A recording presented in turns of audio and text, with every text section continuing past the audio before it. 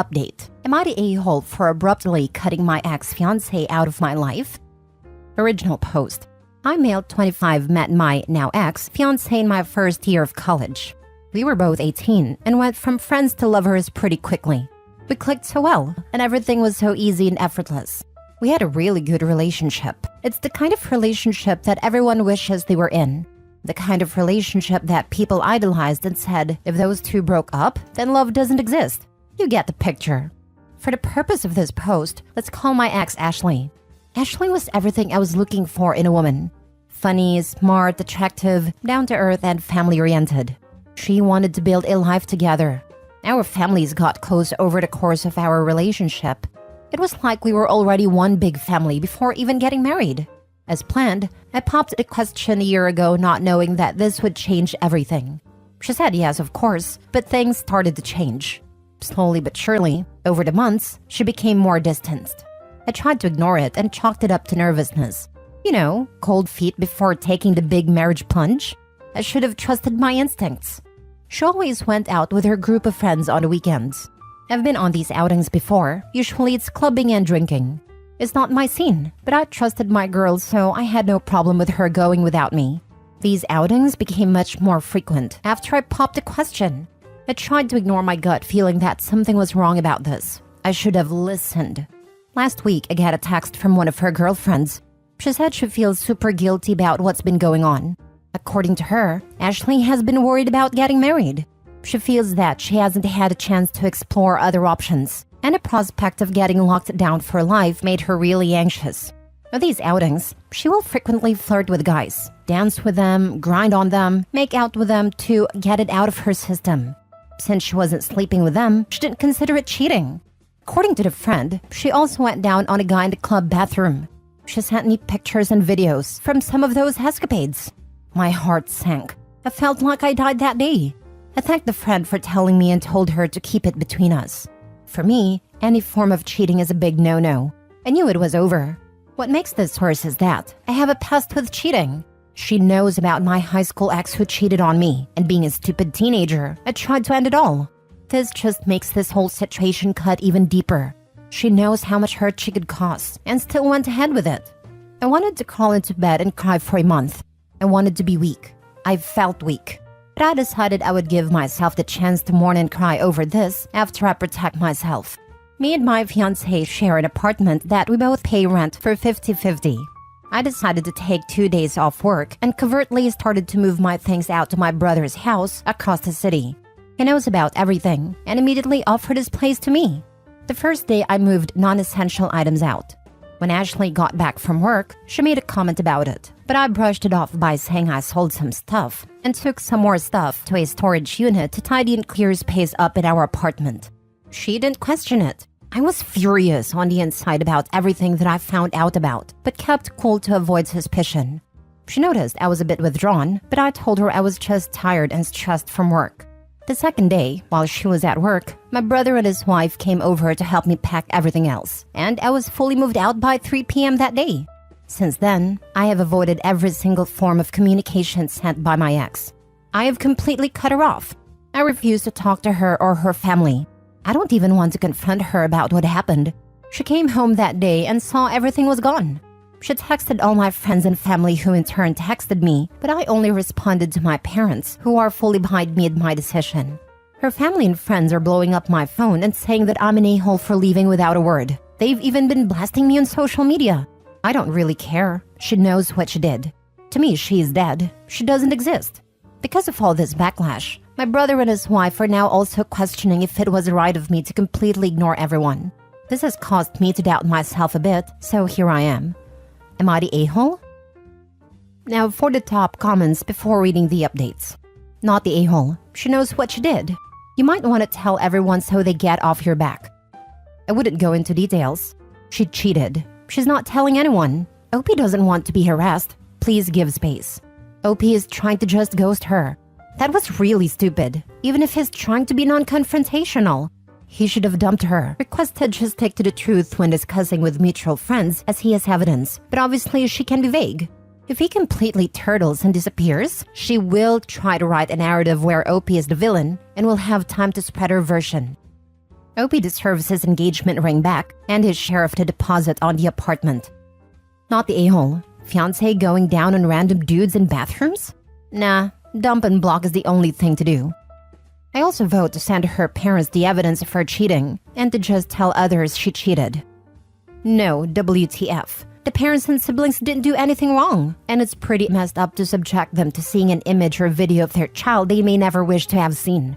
Verbally letting them know that their child had been unfaithful is fine. There are zero need to post the proof to everyone. Pretty messed up thing to do, and her actions do not justify that. Send her one message. Tell your family to back off and leave me alone. You know what you did, and unless you want me to send them all proof of what a lying, cheating POS you are, you will tell them to back off. Then block her. Why warn? Just do it and grab popcorn. Mini update. An overwhelming amount of people have convinced me to reach out to her parents and give them an explanation to clear my name. I will update when I get a chance tomorrow. Thank you for the responses. Now for the full update. After an overwhelming amount of people screamed at me in the comments to speak out, I decided to break my silence. I didn't want to make this whole thing public. Despite what she did, some part of me still cares for her. I was with her for 6 years. You can't just throw that away overnight. I came to the conclusion that the right thing to do was to talk to her parents. Only her family needed to know. Everyone else can have whatever opinion they want of me. I don't care. The people who truly know me and are close to me are the only ones I care about. I sent a detailed message of what happened to my closest friends and family. All of them, of course, believed me right away. No pictures needed. I didn't feel like it was necessary or appropriate to spread those pictures of her, so I didn't. Now that the people I cared about were sorted, I moved on to her parents. I messaged her mom, who, by the way, I had gotten so close to I considered her the second mom, and she considered me a son. She was very upset with me, but agreed to meet up. I felt like this needed to be an in-person conversation rather than Inuka drop in an email with everyone they know CC'd. I met her mom and her dad at a diner we used to frequent for breakfast. I know, so cliché. It was quite emotional. They were understandably upset. They didn't do anything wrong, and I cut them out of my life like nothing happened. I understood why they were upset, so when they were confronting me, I was very quiet, just listening, letting them get it all out. I admit I was tearing up with them. That is, until they accused me of some things. It's been a whole week since all of this went down. In that week, a lot happened. Apparently, according to her parents, my ex convinced everyone that I cheated and that she kicked me out. And I haven't been answering anyone because I was so ashamed of what I had done. Lol, I literally laughed out loud. I responded by saying that I am sorry and I wished them a happy life and walked out. I was so freaking upset. I couldn't even have imagined of being accused of this. What a freaking joke. I can't believe her parents would believe her and throw me under the bus so fast.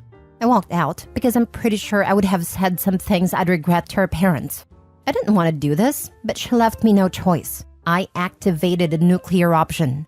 I went home, made an email titled "For Your Reading Pleasure," and attached every picture her friend sent me, including screenshots of the chat with her friend where she expressed how guilty she felt about the cheating. I also attached the videos of her grinding and making out with other guys. I included a long explanation detailing everything that has happened since D-Day.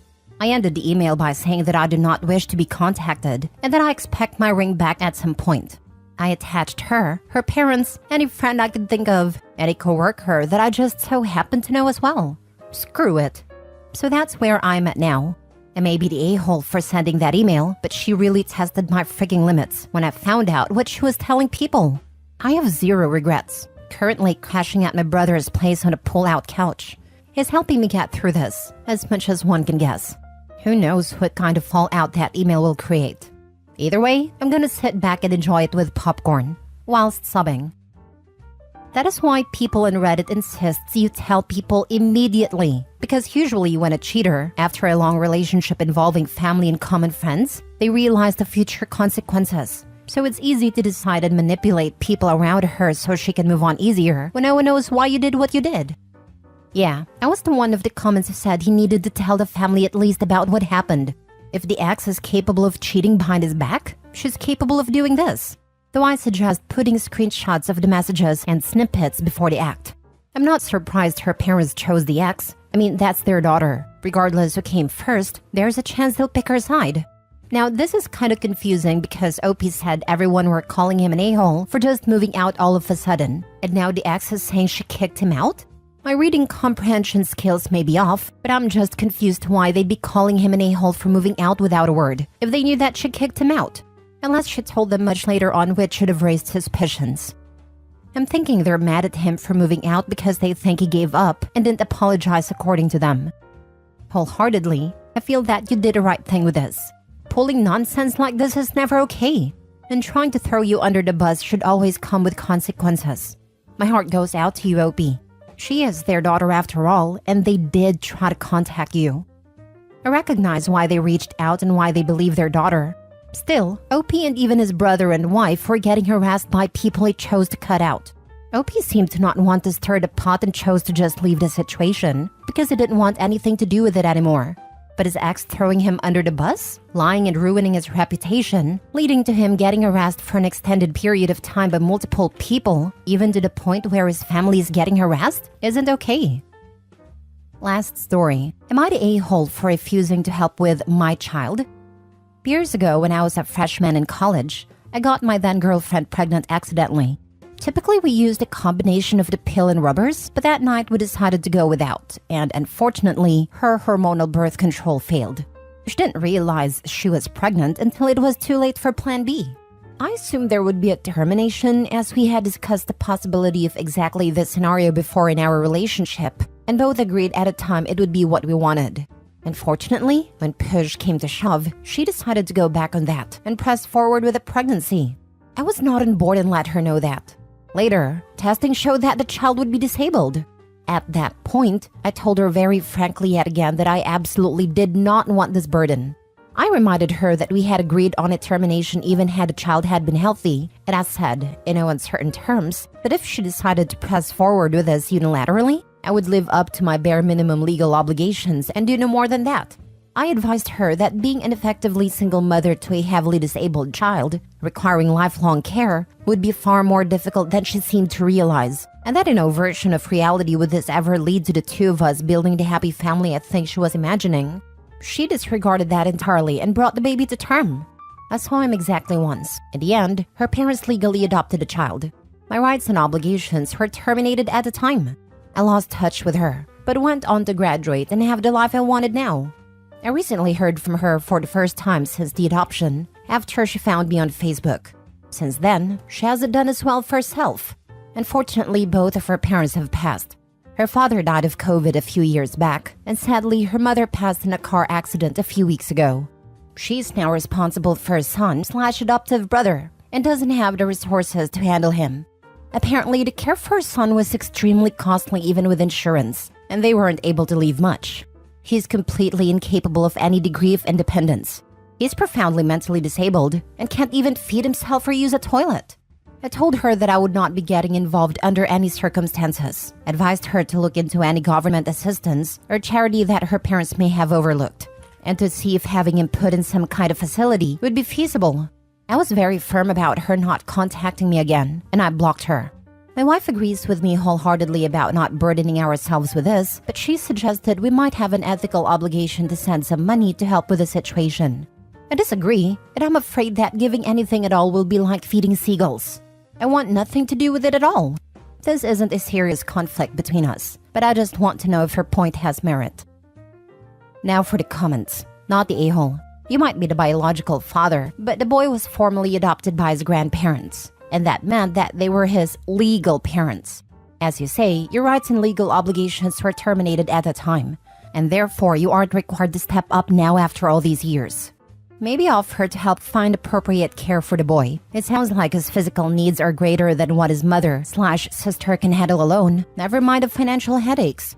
But you aren't under any obligation to help out. I have a feeling that if you gave money, she would keep coming back for more. It's sad, but your ex was aware of your position and what the child's future was likely to be, and she still chose to keep the baby. Without her parents' practical and financial assistance anymore, she needs to get her brother into a home where he can receive the help he needs. Your ex should also receive social security payments since the son/brother was legally the son of now deceased parents. Yes, The kid should get survivor benefits for both of his parents along with disability payments via Social Security, assuming they are in the US. If not, I know most other countries have similar programs for the disabled. The child would be obligated for survivor benefits or disability, whichever is greater. With the death of the mother, the survivor benefits could increase but isn't guaranteed. One of those situations where I absolutely thought Opie would be the a-hole, but Opie, I'm now nodding my head in full agreement with you. It was her body carrying the child and her choice to bring a profoundly disabled person into the world. Not a whole lot you could say about that at a time, but it was the choice of her parents to adopt him themselves, thus absolving you of legal responsibility. This is a tough situation, but you also predicted a lot of what actually did come true. You know that raising this kid would be a monumental feat. You never wanted that burden yourself, and you opted out when you could. I don't blame you one bit, and you're not the a-hole. If Opie does decide to lean toward offering anything at all, it should not be done without consulting an attorney. Absolutely, it probably wouldn't be a bad idea to consult with a family law attorney, regardless. Update. After reading the advice given in the comments, I decided the best course of action was to continue my policy of refusing any direct involvement in the situation. However, as she explained to me that she was unable to care for the boy on her own, I phoned social services in her state and reported a vulnerable person not being adequately cared for. I was contacted for a follow-up and provided copies of her messages.